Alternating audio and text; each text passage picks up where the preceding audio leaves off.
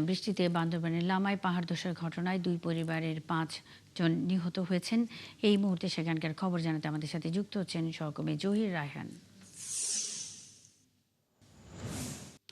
জহির, এখন সেখানকার পরিস্থিতি কি? পাহাড় ধসের ঘটনায় কেউ কি আহত হয়েছেন কিনা এবং ক্ষয়ক্ষতি এড়াতে প্রশাসনের পক্ষ থেকে কি কি ব্যবস্থা নেওয়া হয়েছে? মুন্নি, আপনি যেমনটা করেছেন, গত 4 দিনের টানা বর্ষণের কারণেই আসলে এখানে গত কাল থেকে কিন্তু ব্যাপক পাহাড় ধসের ঘটনা বৃদ্ধি পেয়েছে। আজকে বৃহস্পতিবার আজ ভোর রাতেই কিন্তু আজিজনগরের যে মিশন পাড়াটা রয়েছে, আজিজনগর সদর থেকে আরো প্রায় 20 থেকে 25 কিলোমিটার ভিতরে, যেখানে আপনার বিদ্যুৎ এবং ইন্টারনেট কোনো নেটওয়ার্ক নাই, যার কারণে ওইখানে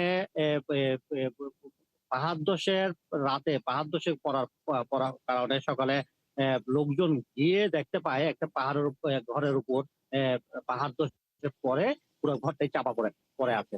তারপর লোকজন এখান থেকে উদ্ধার করে একই পরিবারের 3 জন। তারপর এখানে ওই একই স্থান থেকে আরেকটু সামনে দূরে কিন্তু আরেকটি পরিবারের ঘরের উপরও পাহাড় ধসে পড়েছে, ওইখান থেকেও 2টি নিহত লাশ উদ্ধার করে। তবে এখনো ওখানে কিন্তু কোনো উদ্ধার কাজে গিয়ে এমনি রুগীটাকে আহত হয়েছে, তবে পাহাড় ধসের ঘটনায় আহত কোনো খবর পাওয়া যায়নি।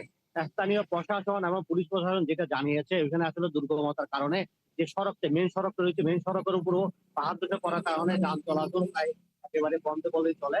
যার কারণে এখন উদ্ধার কাজ দমকল বাহিনী এবং অন্য যে সংস্থা রয়েছে, সংস্থাগুলো ঘটনাস্থলে পৌঁছাইতে আসলে ব্যাগ পেতে হয়েছে এবং সময় লেগেছে, যার কারণে আসলে নিহত সংখ্যা বৃদ্ধি পেয়েছে।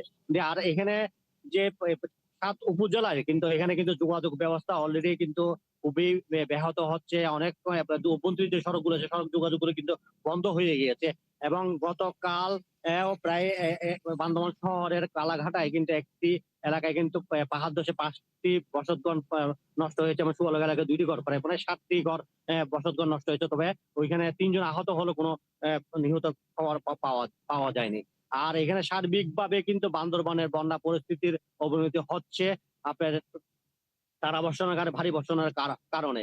আর এখানে বান্দরবনের যে নির্মাঞ্চলগুলো রয়েছে, 7 উপজেলার নির্মাঞ্চলগুলো রয়েছে, নির্মাঞ্চলগুলো প্লাবিত লোকজন যে আশ্রয় 220টি জহির আশ্রয়। রায়হান, অসংখ্য ধন্যবাদ সার্বিক পরিস্থিতি জানাবার জন্য। সঙ্গেই থাকবেন। দর্শক, বৃষ্টিতে বান্দরবানের লামায় মিশন পাড়ায় পাহাড় ধসের ঘটনায় দুই পরিবারের 5 জন নিহত হয়েছেন। সেখানকার সার্বিক পরিস্থিতি জানাতে আমাদের সঙ্গে জহির রায়হান এতক্ষণ যুক্ত ছিলেন।